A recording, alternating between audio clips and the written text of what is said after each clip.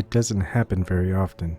Trust me, I've been in this 22 years now, and that doesn't happen very often, and the chances of him making the team are even slimmer. But if he does, it'll be one of the greatest stories of all time. Alonzo Highsmith.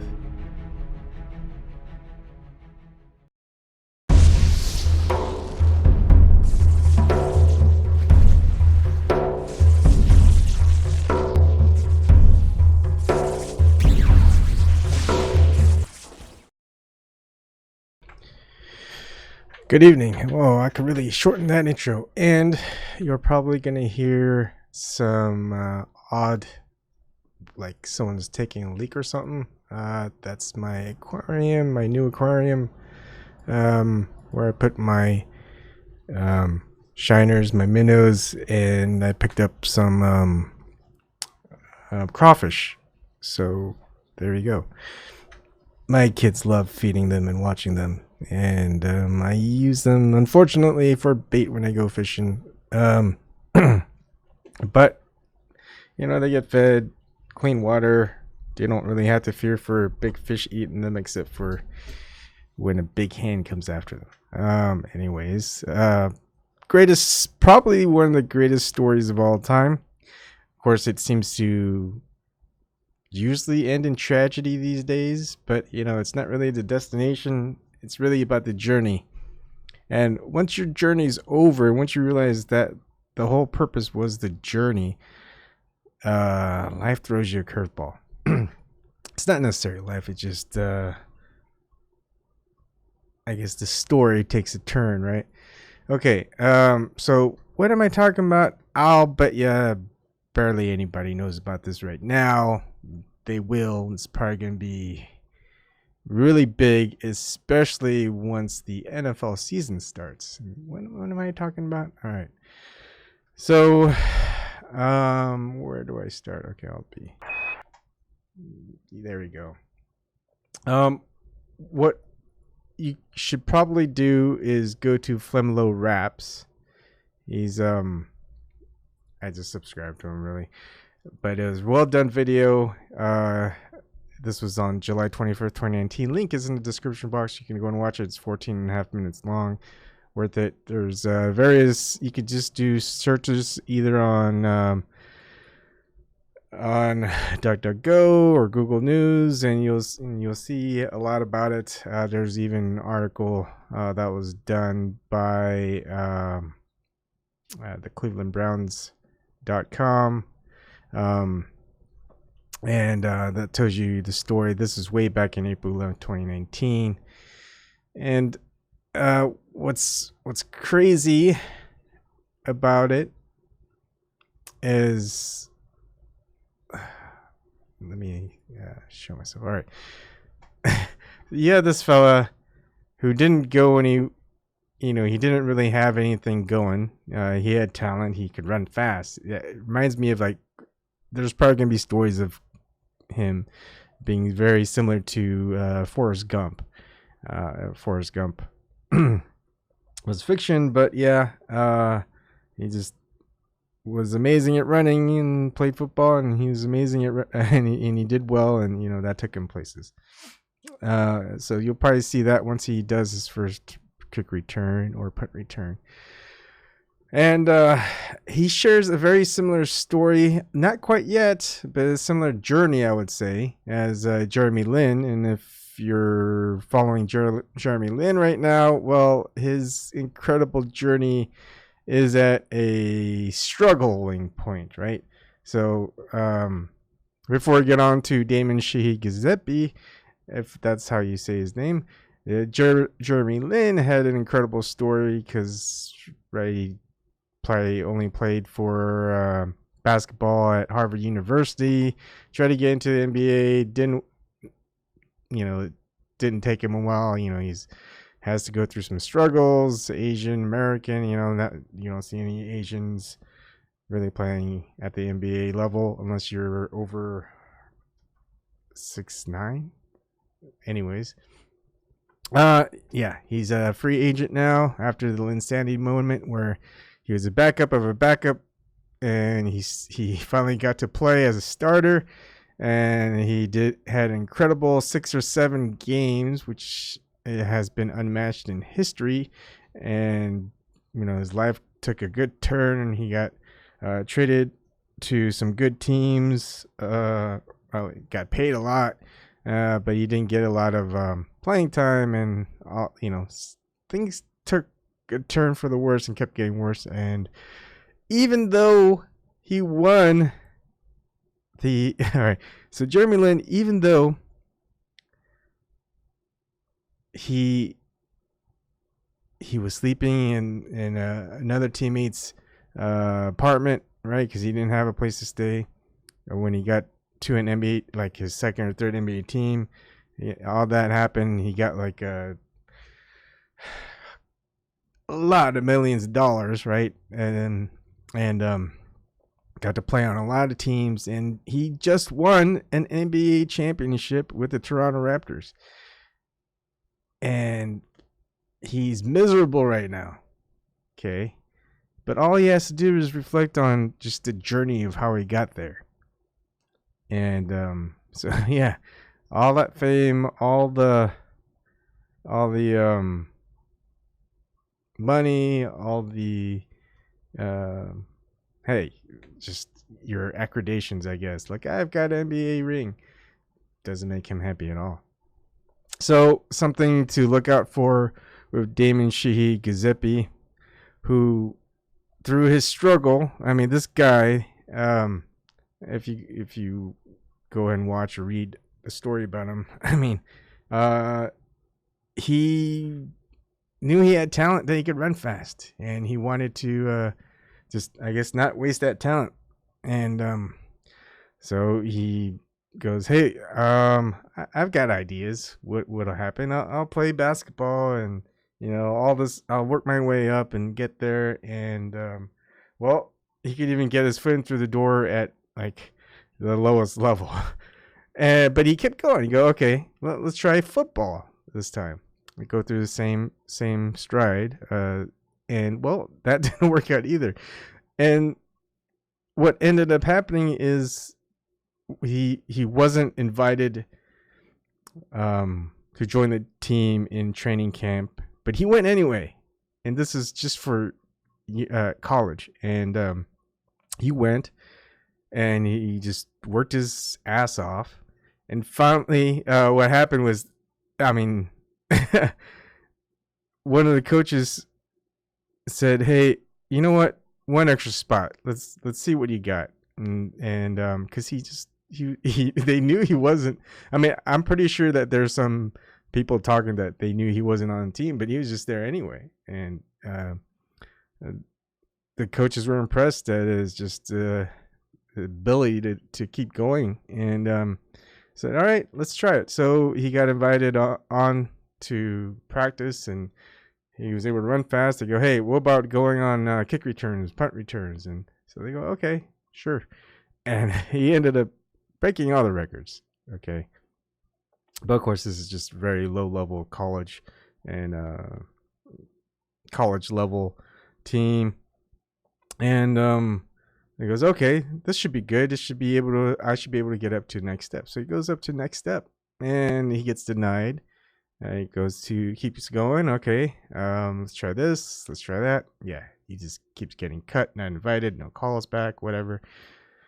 So he just keeps going, right?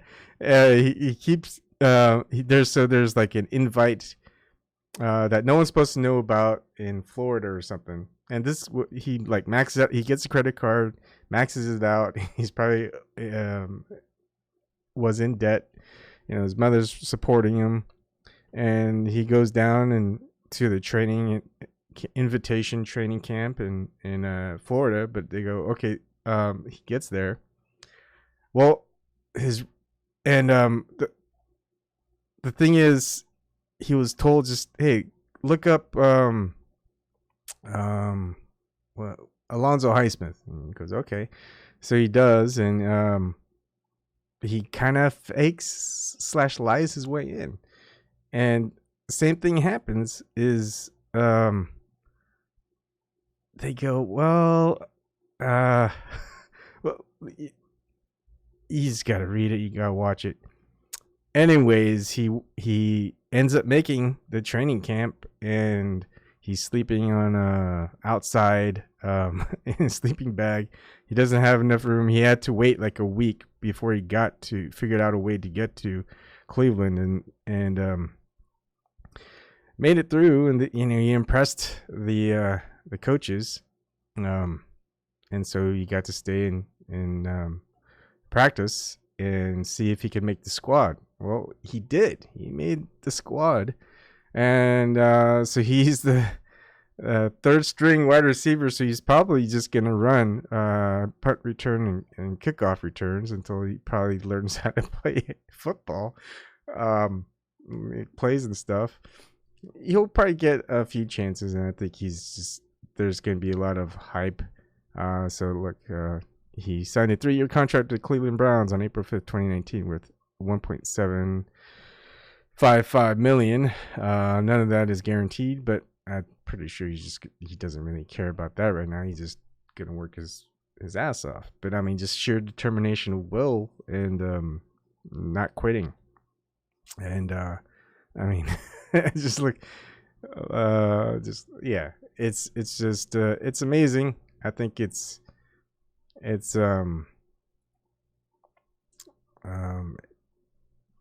gonna be a pretty big story, I think. I mean, it's a great story, that's for sure. And the problem with it's not really a problem. I think it's just gonna be what his reflections are. What's his goal? I mean, it was to do what he set out to do, and whatever it took, pretty much. It was the thing. Short of huge scandals. It's just did everything he could to just showcase what he had, see if anyone was willing to take it. And he impressed the Cleveland Browns by running like a 40 in 4.38 seconds, which is pretty fast. And they just gave him a chance, and he took that chance. He ran with it, and it's success story right now. It'll be interesting to see his first NBA or NFL, sorry, not NBA. NFL kickoff return, even though I haven't watched a football game in years. Is that right? No, maybe a year. It'll be interesting to see what else the world is going to be throwing him. Not just the football, but a lot of different things, and how he handles that. And I think as long as his mentality is there, he'll handle it well. I think the story is pretty much the same for everyone in some sense. It's the world testing you to see what you've got, and how easy you fold or how easy you keep going. When the odds are stacked against you and you keep going, it's just seeing how much more it could push you until you either give up or you pretty much excel. And it's not just a one-time thing. It's just constant. It's just always at you, coming at you. And that's when amazing things happen. I mean, making being famous, making a lot of money, getting these credentials and all this stuff. That's not the amazing part. It's not that destination isn't the amazing part, because that wasn't. If that's the goal, there's really nothing amazing about it. It's how that was obtained. And then the more amazing thing about it is what happens when that's no longer there. Is there a journey left or are you just tapped out? And I don't know. It's just these stories are always great. It's fun to see, and then it always turns to a depressing result, but people rise above it. The thing that a lot of people don't see, and the stories that don't get told, is the aftermath of the story. There's a lot of people who had very similar struggles, and their story never even got told. Eventually those stories get told, and people just go, wow, that's great. Now what happens to them? They're just living. Most of the time they're actually living pretty good. They're going, yeah, it's I know my place in life. I had my 15 minutes of fame, and I enjoyed it. It was a good 15 minutes, but there's much more to life than just 15 minutes. And if I could go through that, heck, anything I want to focus my attention on right now. Anything is possible. Right? At least it feels like anything is possible. And even if it's not possible, it's the attempt to make the impossible possible. An incredible thing. And so, yeah, we'll see what happens. I mean, I have an idea that it's going to be a very similar situation to Jeremy Lin's situation in a couple of years. And in a couple of years, what's Jeremy Lin's situation going to be? He's probably going to reflect on it and go, okay, well, he's going to be more grounded. And grounded is a very interesting word to use in multiple ways, because when you're in trouble, you're grounded. But also, if you want to make sure that you don't just fly off and think everybody else is below you, well, typically you have friends and family that keep you grounded, right? They say, keep your head on your shoulders, stay grounded, and you'll be okay. So maybe we'll talk about that some other time. Anyways, I just wanted to share the story. If you haven't heard about it, it's a good story. Good story for now. It'll probably get a little bit better, and then it'll get bad, and then you're gonna go, hey, whatever happened to that guy? Remember that one guy? But really, does it matter to know what happened to this person? What matters is that person. What that person matters to himself and those that he cares about. Because there's going to be if that was a struggle, that was a personal struggle. And there's going to be struggles, not just for his personal struggles. Now it's going to be struggles with the relationships he has. And that's going to be another test to throw at his way. So it's something that's relatable to a lot of people. It's just, you got the personal struggles, you can rise above that. And then there's these relationship struggles. It's like, okay, I got through the personal stuff. I can handle my own self. Now it's like, all right, how do I handle these relationships where I don't have any control over the relationship? I seem to have control over myself, but the relationship's no longer there. And so there's that part, but then you'll figure that part out too. And then after that part's done, is what's left. What is left? There's a lot left. But